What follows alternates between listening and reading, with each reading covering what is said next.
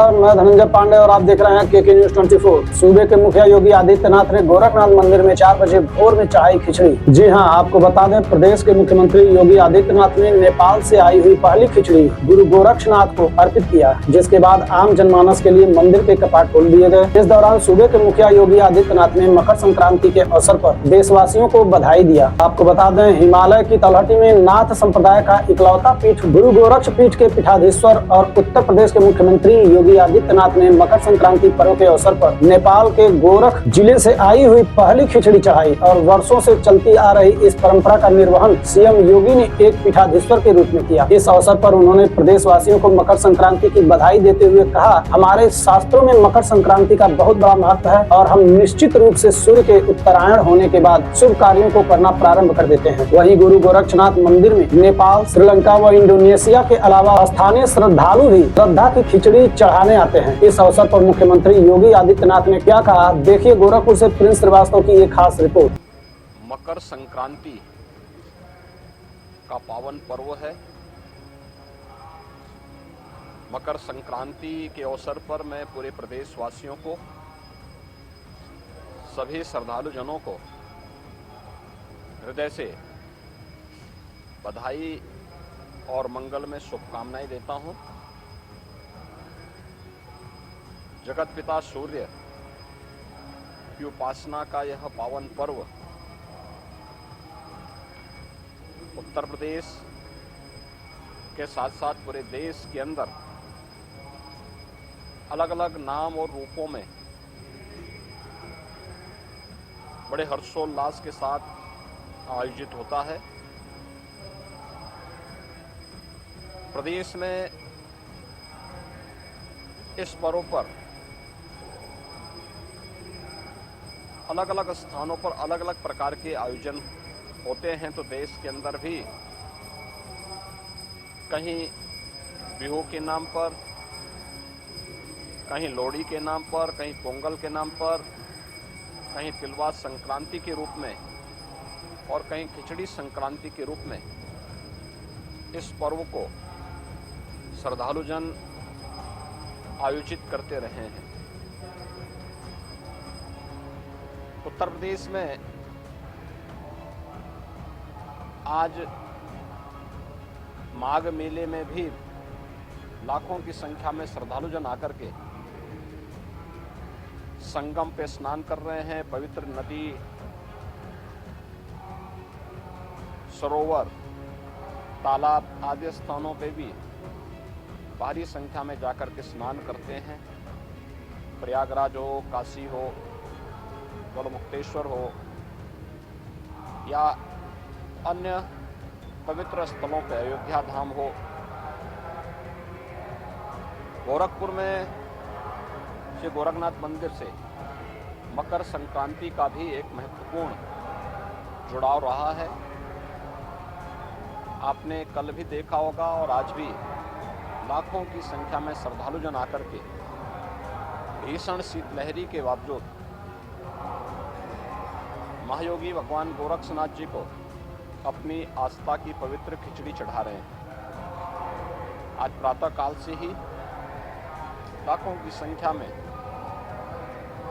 सड़कों पे लंबी लंबी कतारें लग कर के अपनी आस्था की पवित्र खिचड़ी को चढ़ाने के लिए श्रद्धालु जन पंक्ति में खड़े होकर के इस पूरी व्यवस्था के साथ अपनी आस्था को व्यक्त कर रहे हैं। जहां पर सभी स्थानों में प्रदेश के अंदर इस आस्था को सम्मान देने के लिए मंदिर प्रबंधन की ओर से, प्रशासन की ओर से श्रद्धालु जनों को किसी भी प्रकार की असुविधा न हो, हर स्थान पर पर्याप्त व्यवस्था दी गई है और बड़ी श्रद्धा के साथ आने वाला श्रद्धालु अनुशासित तरीके से न केवल दर्शन कर रहा है बल्कि अपनी आस्था की पवित्र खिचड़ी के माध्यम से या संगम तट पर या नदी और सरोवरों पर स्नान करके अपनी आस्था को पुष्ट कर रहा है और भारत की सनातन परंपरा के प्रति अपने दृढ़ विश्वास को आगे बढ़ा रहा है। पर्व और त्योहारों की जो हमारी लंबी परंपरा है, उस परंपरा में आज का महत्व इसलिए भी और हो जाता है क्योंकि भगवान सूर्य जिन 12 राशियों में विभक्त होकर के इस संपूर्ण ब्रह्मांड का भ्रमण करते हैं, आज धनु राशि से मकर राशि में जगत पिता सूर्य का संक्रमण भी है, जो मकर संक्रांति के रूप में है। तो दक्षिणायन से उत्तरायण में भी सूर्य का जाना, यह सनातन धर्म की परंपरा में अनेक मांगलिक और शुभ कार्यों को करने की एक प्रशस्त तिथि मानी जाती है। हमारे सभी मांगलिक और शुभ कार्यों को शुभारंभ करने की तिथि भी है। यानी अब इसके बाद से मुहूर्त के अनुसार मांगलिक और जितने भी इस प्रकार के पारिवारिक कार्यक्रम श्रद्धालु जनों के होते हैं, उन सभी को लोग इस कार्यक्रम के अपने आयोजनों को आयोजित करते हैं। और भारत की परंपरा में हजारों वर्षों से इस प्रकार के आयोजन की या उत्तरायण के बाद का अपना महत्व रहा है। तो स्वाभाविक रूप से आज ब्रह्म मुहूर्त से ही लोग मकर संक्रांति की पुण्य वेला में इस श्रद्धा के साथ जुड़े हुए हैं। पंचांग के अनुसार प्रातः 9:15 बजे के आसपास धनु राशि मकर राशि में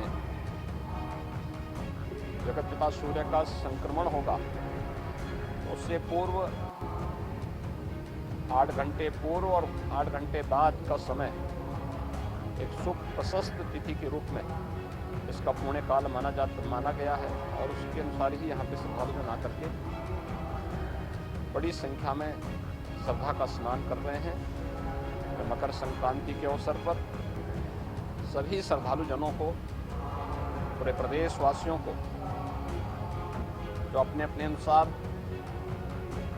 अपनी रीति, अपनी परंपरा के अनुसार इस पर्व और त्यौहार को मना रहे हैं, उन सभी श्रद्धालु जनों को मैं एक बार फिर से हृदय से अपनी मंगल में शुभकामनाएं देता हूं।